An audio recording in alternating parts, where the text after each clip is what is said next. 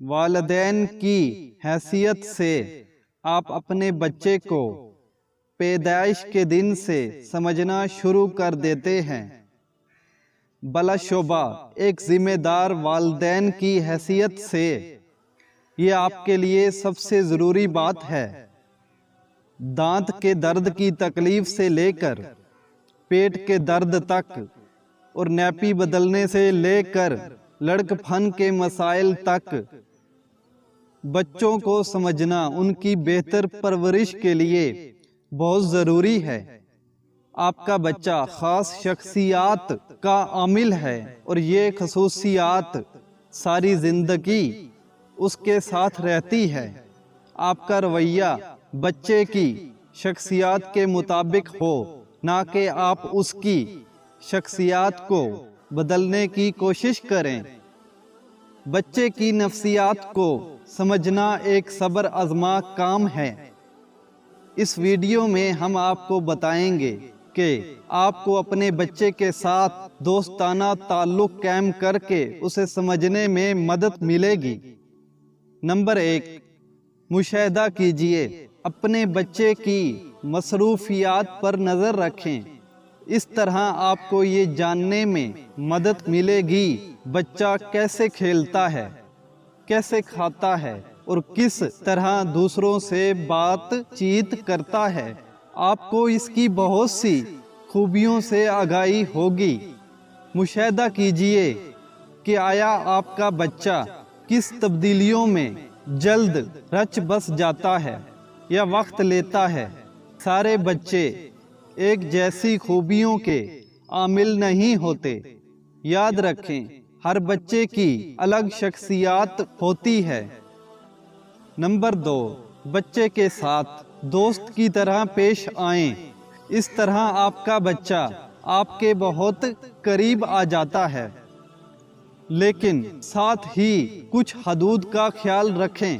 اگر وہ کوئی غلطی کرتا ہے تو اسے مورد الزام ٹھہرانے کے بجائے دوست کی حیثیت سے فیصلہ دیجئے، کیونکہ اگر آپ والدین کی حیثیت سے فیصلہ کریں گے تو وہ قدرے مختلف ہوگا، اور اس طرح آپ کا بچہ آپ سے کوئی بات شیئر نہیں کرے گا۔ صرف یہی نہیں بلکہ اسے بھی موقع دیں کہ وہ آپ کی بات سمجھ سکے۔ نمبر 3، اپنے بچے کے ساتھ زیادہ وقت گزاریں تاکہ آپ اس کو اور اس کے دوستوں کو جان سکیں اور وہ بھی آپ سے اپنے مسائل شیئر کر سکے۔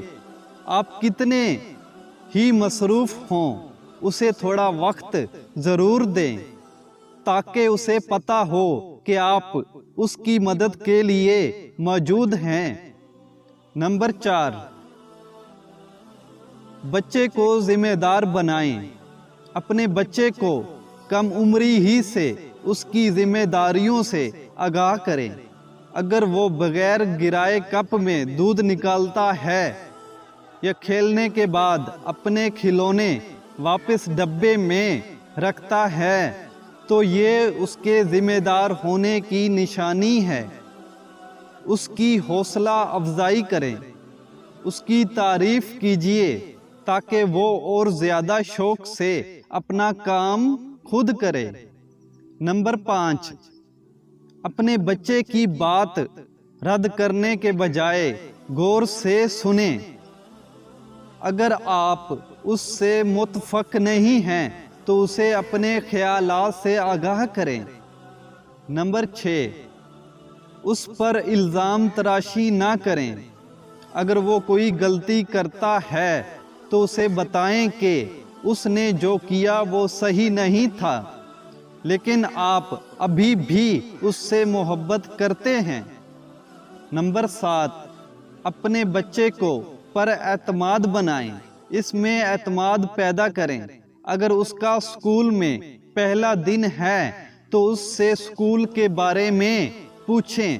اس نے اسکول میں کیا پڑھا، اسے اپنا ٹیچر کیسا لگا، اس نے کوئی دوست بنایا یا نہیں۔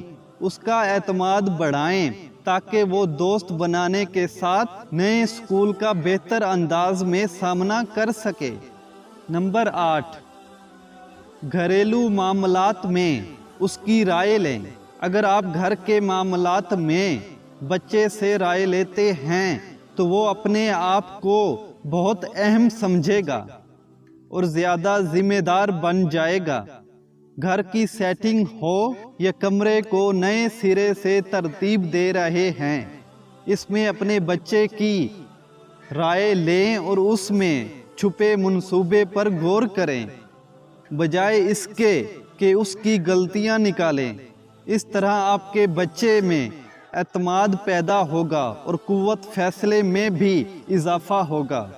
نمبر 9، بچے کی ذاتی دلچسپیوں سے واقفیت۔ بچے کی پرورش پر دھیان دینے کے ساتھ اس کی ذاتی پسند ناپسند سے بھی واقفیت ضروری ہے۔ اپنے بچے سے اس کی پسندیدہ مضمون، پسندیدہ کھیل اور ٹی وی پروگرام کے بارے میں بات کیجیے۔ اسے اس کی پسندیدہ فلم دکھائیں یا اس کے ساتھ اس کا پسندیدہ کھیل دیکھیں۔ اس طرح آپ کو اپنے بچے کو سمجھنے میں آسانی ہوگی۔ نمبر 10، اپنے وعدے پر قائم رہیں۔ اپنے بچے سے کیے ہوئے وعدے کو پورا کر کے آپ اس کا دل جیت لیں گے، چاہے وہ ساحل سمندر پر جانے کا ہو یا سپر مارکیٹ کا۔ اپنے وعدے پر قائم رہیں، اس طرح آپ کے بچے میں بھی ایمانداری بڑھے گی۔ نمبر 11، اسے آزادی دیجیے۔ ہر وقت اپنی مرضی چلانے کے بجائے اپنے بچے کو آزادی دیجیے۔ اسے اس کی پسند کے کام کرنے دیں، لیکن اس کے قریب رہیں تاکہ وہ کوئی غلطی نہ کرے اور ضرورت پڑنے پر اس کی رہنمائی کرے۔ نمبر 12، بچے کو بچہ ہی رہنے دیں۔ بچے سے زیادہ امید نہ رکھیں۔ اگر وہ غلطی کرتا ہے تو اس سے بہت کچھ سیکھے گا۔ اسے کسی کام سے روکنے کے بجائے احتیاط کرنا سکھائیں۔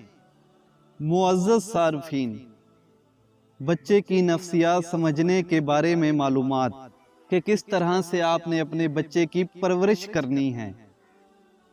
میرے چینل کو سبسکرائب نہیں کیا تو سبسکرائب کر لیں اور بیل آئیکن پر بھی پریس کر دیں، اور اس ویڈیو کو لائک بھی کریں، اور اس طرح کی اور بھی معلومات جاننے کے لیے میرا چینل وزٹ کریں۔ تو ملتے ہیں اگلی ویڈیو میں، تب تک کے لیے مجھے دیں اجازت۔ اللہ حافظ۔